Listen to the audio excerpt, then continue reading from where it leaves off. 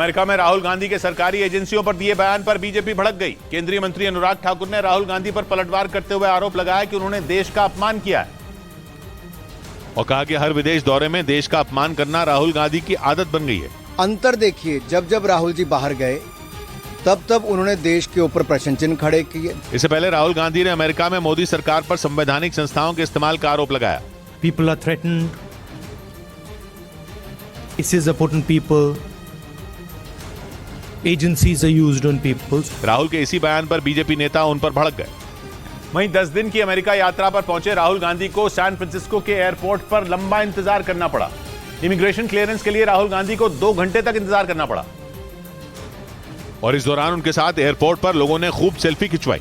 Airport पर राहुल गांधी के लंबा इंतजार करने की वजह उनका पासपोर्ट बना। लोकसभा सदस्यता जाने के कारण उन्हें आम नागरिकों वाला पासपोर्ट दिया गया था और इसीलिए उन्हें सैन फ्रांसिस्को के एयरपोर्ट पर कोई वीआईपी ट्रीटमेंट नहीं मिला। एयरपोर्ट पर सैम पित्रोदा के अलावा अमेरिका में रहने वाले कुछ पंजाबी मूल के लोग भी उनका स्वागत करने के लिए पहुंचे। राहुल गांधी अगले 10 दिन तक अमेरिका के अलग अलग शहरों में कई कार्यक्रमों में हिस्सा लेंगे। उधर पश्चिमी मीडिया ने ईरान के एक सांसद के हवाले से यह दावा किया कि आर्थिक प्रतिबंधों की वजह से 10,000 से ज्यादा डॉक्टर ईरान से पलायन कर गए। यह आंकड़ा पिछले 2 साल का है। मतलब ईरान में कोई भी डॉक्टर काम करने के लिए तैयार नहीं है क्योंकि ईरान पर दुनिया भर के प्रतिबंध लगे हैं, जिसने उसकी अर्थव्यवस्था की हालत पतली कर रखी है। ईरान के सांसद हुसैन अली शाहरीरी ने इसी का हवाला दिया और दावा किया कि पिछले 2 साल में ईरान से 10,000 डॉक्टरों ने पलायन किया। ईरान छोड़कर जाने वाले ज्यादातर डॉक्टर यूएई और ओमान जा रहे हैं। यानी अमेरिकी बैन की वजह से ईरान की स्वास्थ्य सेवाएं चरमरा गई क्योंकि डॉक्टर ही ईरान छोड़कर भागने लगे। इस बीच चीन के मीडिया का दावा है कि वो धरती के अंदर 10,000 मीटर की ड्रिलिंग कर रहा है।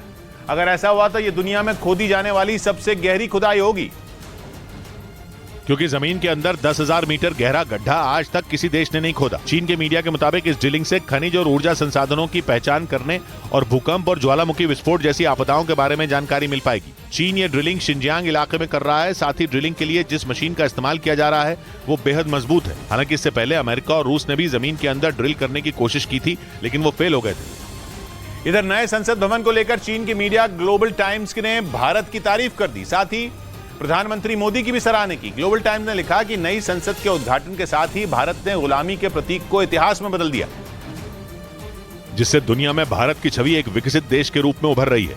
लेकिन चीनी मीडिया ग्लोबल टाइम्स ने भारत को अमेरिका समेत यूरोप के सभी देशों से दूरी बनाने की भी सलाह दे डाली।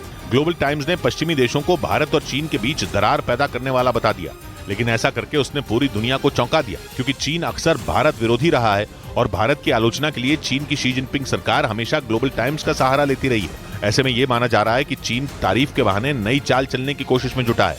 उधर ऑस्ट्रेलिया के सिडनी में खालिस्तान समर्थकों के आयोजन को रद्द कर दिया गया, जिसे प्रधानमंत्री मोदी के ऑस्ट्रेलिया दौरे का असर बताया जा रहा है। 4 जून को सिडनी में खालिस्तान समर्थकों का यह आयोजन होना था, जिसे सुरक्षा का हवाला देते हुए वहां की सरकार ने रद्द कर दिया क्योंकि हाल के दिनों में ही ऑस्ट्रेलिया में प्रधानमंत्री मोदी और वहां के प्रधानमंत्री एंटनी अल्बनीज के बीच मुलाकात हुई थी, जिसमें ऑस्ट्रेलिया के प्रधानमंत्री ने पीएम मोदी को भरोसा दिया था कि ऑस्ट्रेलिया में चरमपंथी ताकतों के खिलाफ कार्रवाई जारी रहेगी। यही वजह है कि ऑस्ट्रेलिया में भारत विरोधी मानसिकता रखने वाले खालिस्तान समर्थकों के आयोजन को रद्द कर दिया गया।